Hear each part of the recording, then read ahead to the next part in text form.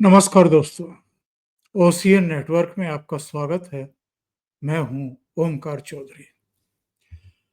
SCO summit और वो भी रक्षा मंत्रियों की चीन में चल रही है और राजनाथ सिंह ने रक्षा मंत्रियों को संबोधित करते हुए जो कहा, खास तौर से आतंकवाद पर और जिस तरीके से पाकिस्तान और चीन को खरी खोटी सुनाई है, और इतना ही नहीं, बड़ी चालाकी के साथ चीन और पाकिस्तान ने जो दस्तावेज तैयार किया था, जो प्रस्ताव तैयार किया था, उसमें बलूचिस्तान का तो चर्चा था, लेकिन पहलगाम की घटना को गायब कर दिया गया था।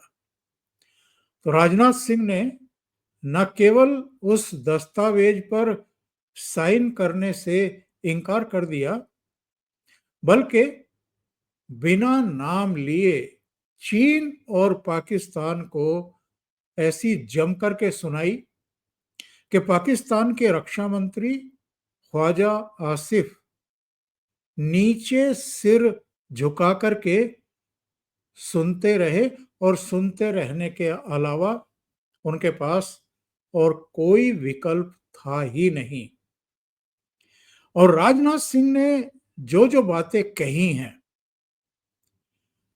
22 अप्रैल की घटना पर जिस तरीके से 26 हिंदुओं की पहचान करके उनको गोली मारी गई थी, और उसके बाद पाकिस्तान को और पाकिस्तान के आतंकी संगठनों को सबक सिखाने के लिए भारत ने जो ऑपरेशन सिंदूर आयोजित किया, उसका भी खास तौर से उन्होंने उल्लेख कर दिया और ये भी कहा कि आने वाले दिनों में भी अगर कोई हरकत होती है, कोई गुस्ताखी होती है, तो भारत उसी तरीके से घर में घुस करके मारेगा, जैसे ऑपरेशन सिंदूर के तहत 6 और 7 मई की रात को किया और 9 और 10 मई की रात को पाकिस्तान में घुस करके ऑपरेशन सिंदूर को सिरे चढ़ाया, उसको पूरा किया। राजनाथ सिंह ने जो लाल कपड़ा दिखाया है चीन को और पाकिस्तान को, इसकी शुरुआत वैसे प्रधानमंत्री नरेंद्र मोदी ने G7 समिट में कनाडा में की थी। डोनाल्ड ट्रंप तो चले गए थे, लेकिन जब प्रधानमंत्री पहुंचे और उनको बोलने का अवसर मिला, तो प्रधानमंत्री ने क्या कहा था, जरा उसको याद कर लीजिए। आतंकवाद पर बेहद कड़ा रुख दिखाते हुए प्रधानमंत्री नरेंद्र मोदी ने ये जो 22 अप्रैल को पहलगाम घटना हुई थी, इसको भारत और मानवता पर हमला बताया था। और उन्होंने ये भी कहा कि आतंकवाद का समर्थन करने वाले देशों को इसकी कीमत चुकानी पड़ेगी। उन्होंने दुनिया से आतंकवाद के खिलाफ एकजुट होने का आह्वान किया और लगे हाथ उन्होंने ये भी कहा था कि दोहरे मानदंडों से बचा जाए। और वो किसको सुना रहे थे, मुझे बताने की जरूरत नहीं है। उन्होंने ग्लोबल साउथ की चिंताओं को भी उठाया और उन्होंने कहा कि आतंकवाद मानवता का दुश्मन है, ये लोकतांत्रिक मूल्यों का विरोध करता है। और उन्होंने ये भी कहा कि ये हमला सिर्फ पहलगाम पर नहीं था या जम्मू कश्मीर पर नहीं था, बल्कि हर भारतीय की आत्मा, उसकी पहचान और उसकी गरिमा पर हमला था। और सबसे अहम बात, प्रधानमंत्री नरेंद्र मोदी ने अमेरिका को खरी खोटी सुनाई थी। वहां पर अगर डोनाल्ड ट्रंप होते तो उनका चेहरा देखने लायक होता। प्रधानमंत्री ने यह कहा कि वैश्विक शांति और समृद्धि के लिए सबकी नीतियां बिल्कुल स्पष्ट होनी चाहिए। अगर कोई भी देश आतंकवाद का समर्थन करता है तो उसे इसकी कीमत चुकानी होगी। बिना नाम लिए उन्होंने कहा कि आतंकवाद का समर्थन करने वाले देशों को पुरस्कृत किया जा रहा है। उन्होंने ये भी कहा कि दुनिया अपनी पसंद के अनुसार प्रतिबंध लगाने में जल्दी करती है, लेकिन जो देश खुले तौर पर आतंकवाद का समर्थन करते हैं उन्हें पुरस्कृत किया जाता है। और उन्होंने इस बात पर खास तौर से जोर दिया था कि आतंकवाद के मामले में ये दोहरे मानदंड अपनाना दुनिया को बंद करना होगा। ये उन्होंने क्यों कहा था? तब तक तो आप जरा याद करिए, आसिम मुनीर की डोनाल्ड ट्रंप से मुलाकात भी नहीं हुई थी, लेकिन ये सूचनाएं आनी शुरू हो गई थी कि आसिम मुनीर वॉशिंगटन पहुंच गए हैं और डोनाल्ड ट्रंप ने G7 समिट छोड़कर के वापस वॉशिंगटन लौटने का फैसला कर लिया था। हालांकि इजराइल और ईरान के बीच में जो कुछ चल रहा था, डोनाल्ड ट्रंप ने उसको इशारतन एक बहाना बनाया कि बहुत बड़ा फैसला उनको लेना है, इसलिए वो वॉशिंगटन लौट रहे हैं। लेकिन वॉशिंगटन लौटने के बाद उन्होंने क्या किया? उन्होंने व्हाइट हाउस में उन आसिम मुनीर को लंच पर बुलाया जिन आसिम मुनीर के 16 अप्रैल के वो टू नेशन थियरी वाले, हिंदू और मुस्लिम वाले, और जो एक मुल्ला मौलाना जिस तरह की तकरीरें करते हैं उस तरह की तकरीरें उन्होंने की थी, और उसी के सापेक्ष में 16 अप्रैल की इस तकरीर के बाद, बल्कि मैं कहूँगा इस उनके सांप्रदायिक भाषण के छठे दिन 22 अप्रैल को पहलगाम में हिंदुओं की पहचान करके उनका कत्लेआम किया गया था।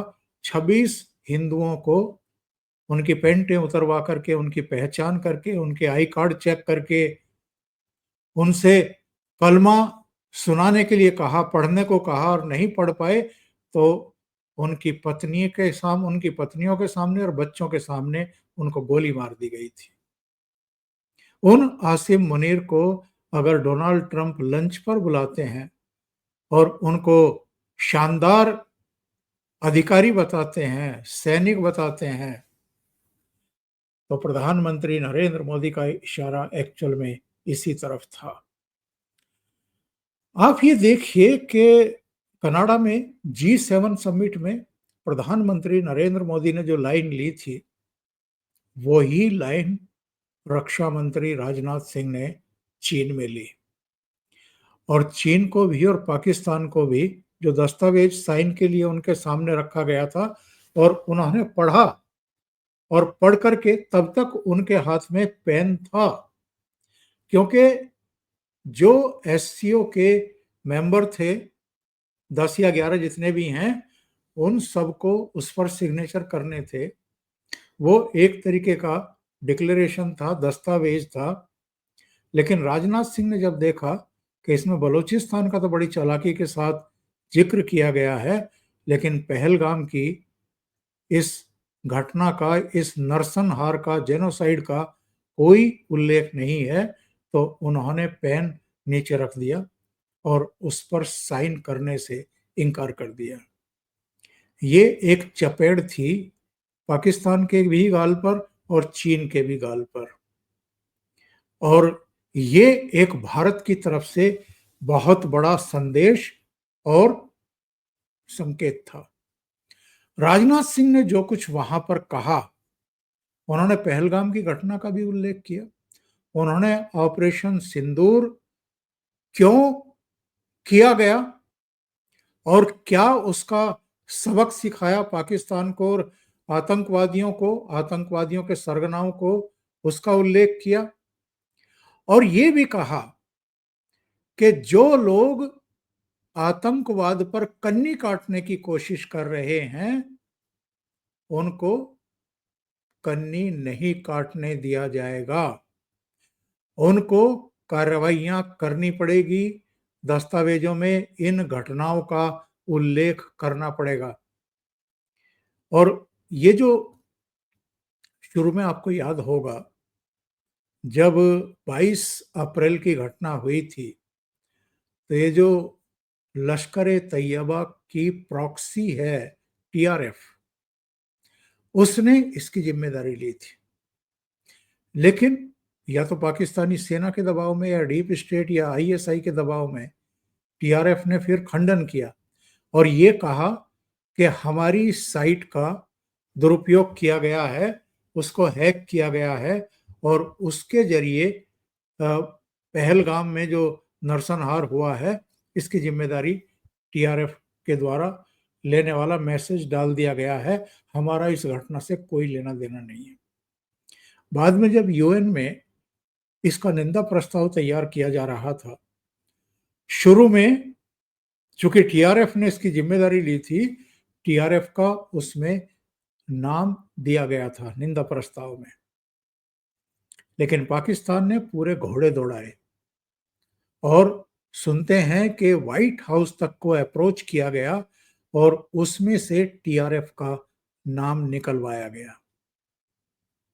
लेकिन वो टीआरएफ का नाम उस यूएन के निंदा प्रस्ताव से तो निकलवा सकता था, लेकिन भारत सरकार और भारत की सेना के दिमाग से वो डिलीट नहीं हो सकता था, इरेस नहीं हो सकता था। और जब कार्रवाई की गई 6 और 7 मई की रात को, तो पाकिस्तान को समझ में आ गया होगा कि वहां तो आप इस तरह का खेल कर सकते हैं, आप भारत को नहीं रोक सकते कार्रवाई करने से। और लश्कर का हेडक्वार्टर हो, जैश का हो या हिजबुल हो, इन सब के हेडक्वार्टर ध्वस्त किए हमने, हमारी सेना ने, और पाकिस्तान को भी। और पाकिस्तान को, पाकिस्तानी सेना प्रमुख को लंच पर बुला करके, उनको सम्मान दे करके, उनमें हवा भर करके भेजने वालों को भी एक कठोर संदेश और संकेत दे दिया। डोनाल्ड ट्रंप क्यों उखड़े उसके बाद से? क्योंकि जब तक भारत की कार्रवाई शुरू नहीं हुई थी, यानी 6 तारीख की रात को, 6 और 7 की रात को जो 9 आतंकी ठिकाने ध्वस्त किए थे, तब तक तो अमेरिका को कहीं कोई प्रॉब्लम नहीं थी, बल्कि 7, 8 और 9 तारीख की शाम तक भी कोई प्रॉब्लम नहीं थी। 9 और 10 तारीख की रात को जो ऑपरेशन सिंदूर के तहत वहां के 10 एयरबेस, 11 एयरबेस को निशाना बनाया गया और उनको तबाह किया गया, उसके बाद इनको परेशानी हुई। और वो परेशानी क्यों हुई ये भी बाद में समझ में आ गया, क्योंकि नूर खान एयरबेस और कुछ दूसरी जगहों पर अमेरिका के भी कुछ एसेट्स रखे हुए थे न्यूक्लियर संबंधी, और अमेरिका को लगा, डोनाल्ड ट्रंप को लगा कि हमारी भी पोल पट्टी खुल रही है। इसलिए हमने देखा है कि ट्रंप के रवैये में एक बदलाव देखने को मिला है। लेकिन भारत ने G7 समिट में भी, प्रधानमंत्री नरेंद्र मोदी ने, और चीन में राजनाथ सिंह साहब ने भी ऐसे देशों को लाल कपड़ा दिखाने का फैसला कर लिया और ये संदेश देने में कामयाब रहे कि आगे भी भारत का आतंकवाद पर जीरो टॉलरेंस का ही